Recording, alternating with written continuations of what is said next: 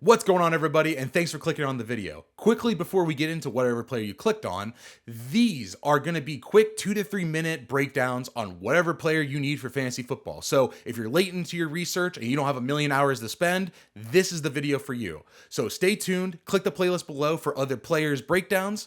Thanks for watching. Enjoy the video. Jahmyr Gibbs comes in as my number 6 running back this year, and drafting Jahmyr Gibbs takes a lot of cojones. I mean, this guy is a good player, and I think a really special player, to be honest. If you want to check it out, I'll pop it up here. But I did a whole film breakdown saying, hey, he's pretty awesome on film. But the big thing you can't forget about is David Montgomery. I mean, Montgomery is a legit player in that backfield. And after the run that Detroit had last year, where they nearly made the Super Bowl, I mean, they came pretty damn close.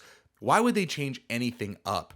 And then you add in the fact that Jahmyr Gibbs has a hamstring injury, which they say shouldn't affect him for week 1, but going into the injury or into the season with an already pre-existing injury isn't awesome, right? And last year, I mean, obviously Gibbs out-touched Montgomery because of all the receptions, but I mean, man, Montgomery stole 13 touchdowns from Gibbs, had 220 carries, and he missed 3 games. So a player in Montgomery, who last year, if he played all the games, would have been probably a running back, a 250 to 275 touch player in a season where you want to draft the other guy as your number 1 running back, maybe a end of round 1, early round 2 pick. It takes a lot of, it takes a lot, man. I mean, you got to be pretty ballsy to do that.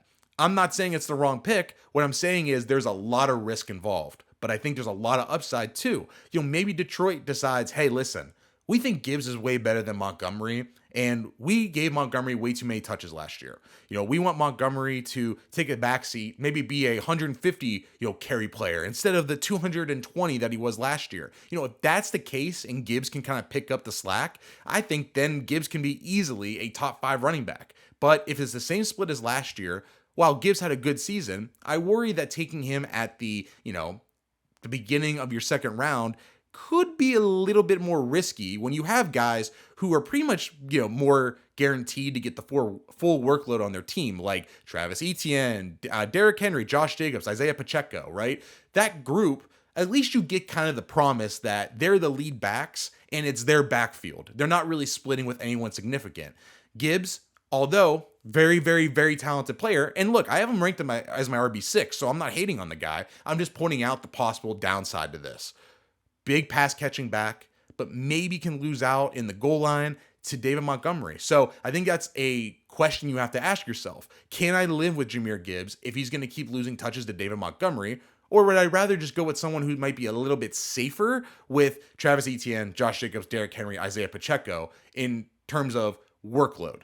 Because they're going to get all the work this year for their teams, where Gibbs, he's probably going to be in a 50-50 split with David Montgomery.